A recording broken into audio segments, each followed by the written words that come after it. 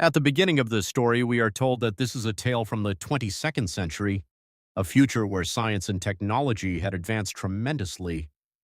Humans had made great progress, but the Earth's population had increased so much that natural resources were severely depleted. Because of this, scientists began searching for another planet far from Earth. Eventually, they discovered a separate solar system containing a planet named Polyphemus. Although this planet lacked the resources for human survival, it had a moon called Pandora.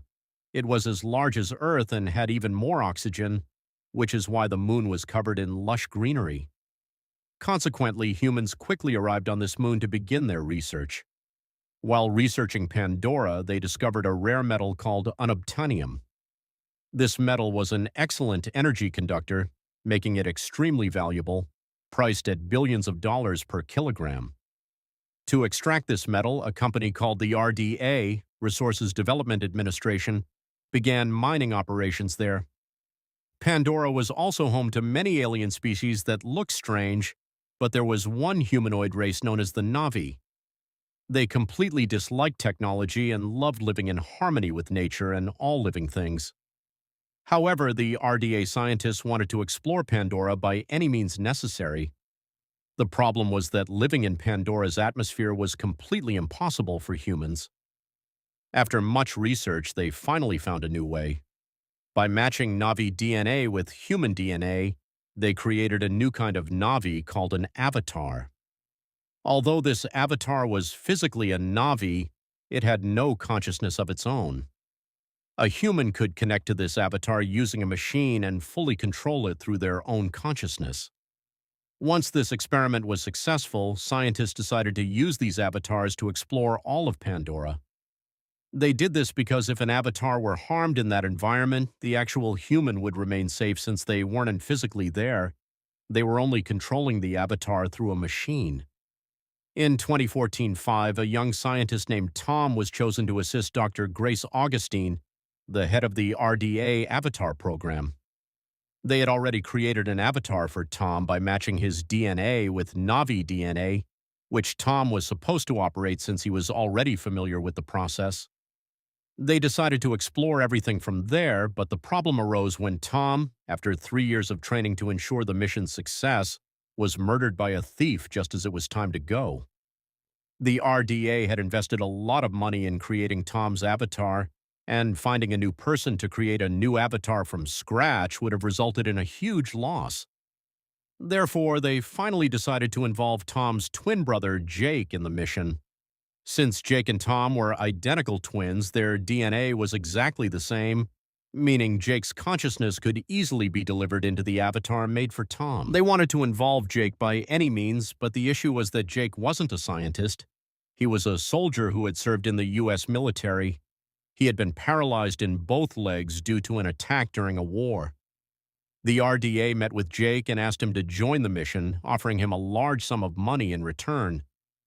Unable to resist the offer, Jake agreed to join the program. He was sent to Pandora via a spaceship, and after 6 years of travel, they finally arrived in 2154. However, Dr. Grace was not happy to see Jake because she wanted a scientist, not a soldier. She didn't understand what she would do with a soldier, but with no other options, she was forced to take him on the mission. Afterward, the process of connecting Jake and his friend Norm to their avatars began. When this process started, their human bodies fell asleep while their avatars woke up, regaining consciousness through the machine. As they were trained in these bodies, Jake quickly learned how to use his new form and began performing activities normally. Meanwhile, when Colonel Quaritch, the head of RDA Security, learned that Jake was a former U.S. Army soldier, he met with Jake and made an offer. He told Jake that he would only work with Dr. Augustine in name. As a soldier, his real duty was to help another soldier. He asked Jake to collect information about Pandora while working with Dr. Augustine and report back to him.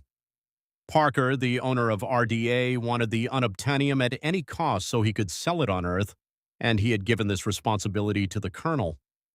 The colonel told Jake that while he could easily attack with his army and destroy everyone to steal the unobtainium, he wanted to do it peacefully.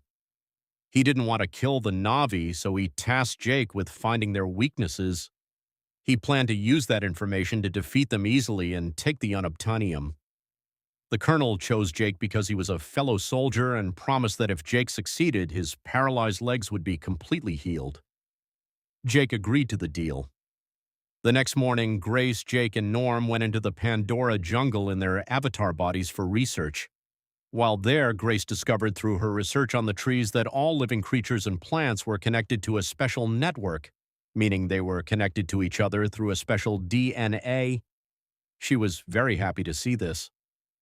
Meanwhile, Jake wandered away from the group to explore the surroundings. Suddenly, a strange beast attacked him. While running away to save himself, he jumped under a waterfall and became separated from his companions. Although his team tried to find him, they were unsuccessful, and as evening approached, Grace and Norm were forced to return to the research center. While Jake was wandering alone in the jungle, a Na'vi named Neytiri spotted him from a distance. Seeing his human-like clothes, she realized he wasn't a Na'vi, but an avatar. She recognized him because other avatars had come before and tried to destroy them. The relationship between humans and Na'vi had never been good because humans wanted to destroy their planet and displace them.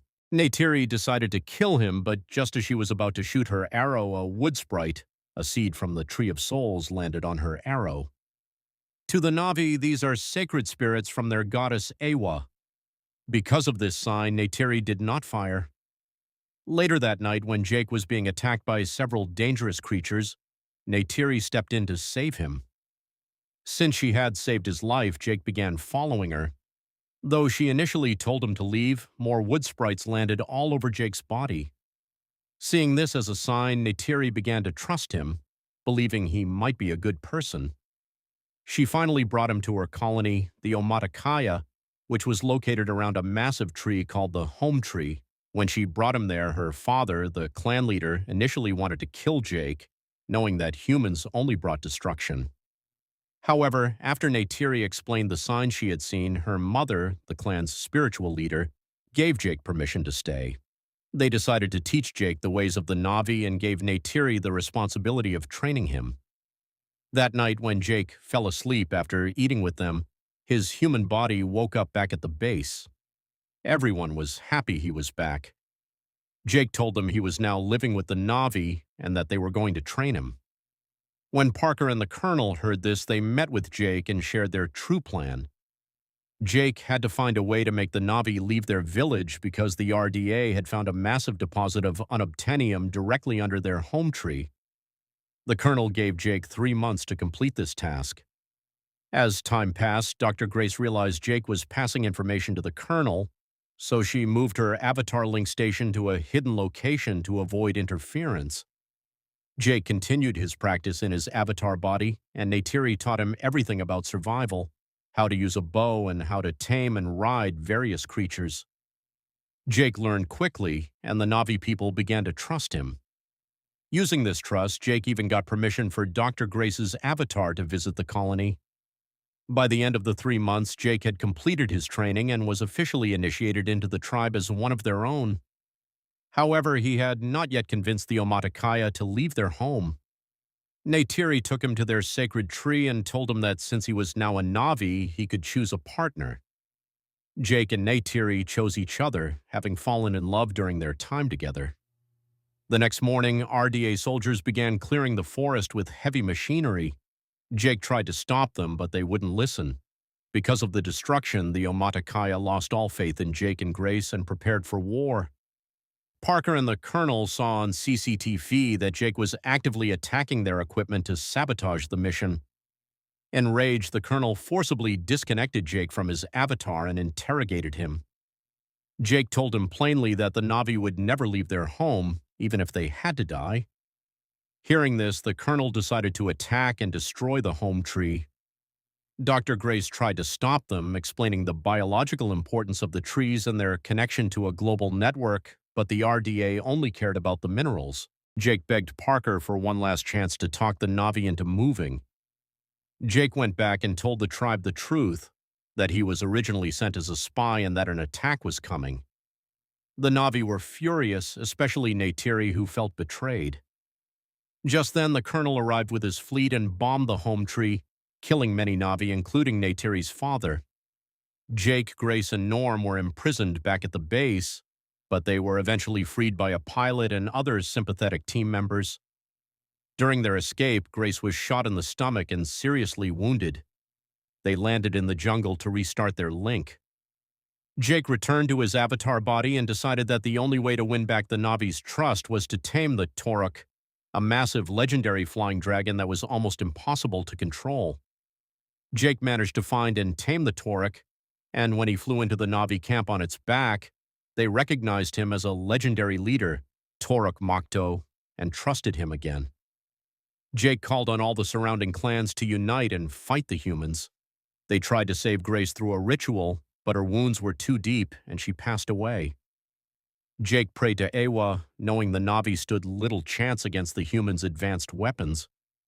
The colonel launched a massive assault with high-tech gunships and robotic suits. A fierce battle broke out, with the Na'vi fighting back with arrows and dragons. Initially, the humans were winning, but then the wildlife of the jungle, the rhinos, wolves, and dragons, suddenly joined the fight to help the Na'vi. Neytiri realized that Ewa had heard Jake's prayer. As the colonel's ship crashed, he jumped out in a high-tech armor suit and found Neytiri. He killed her mount and was about to kill her when Jake arrived. Jake warned him that his team had lost and he should surrender, but the colonel attacked him instead. During the fight, the colonel damaged the link machine where Jake's human body was, causing him to suffocate. This weakened Jake's avatar, but before the colonel could finish him, Neytiri killed the colonel with her arrows. She then rushed to the link station and put an oxygen mask on Jake's human body, saving his life. After the war, the RDA personnel were rounded up and sent back to Earth, except for a few who had supported the Na'vi. Tsute, who had been named leader after Neytiri's father died, passed the leadership of the clan to Jake before he succumbed to his injuries. Finally, Jake decided to leave his human body behind forever and shift permanently into his avatar. The Na'vi performed a sacred ritual at the Tree of Souls, connecting both of his bodies to the tree. Through this process, his consciousness was fully transferred into his avatar body. His human body died, and he opened his eyes as a full Na'vi. The movie ends at this interesting point.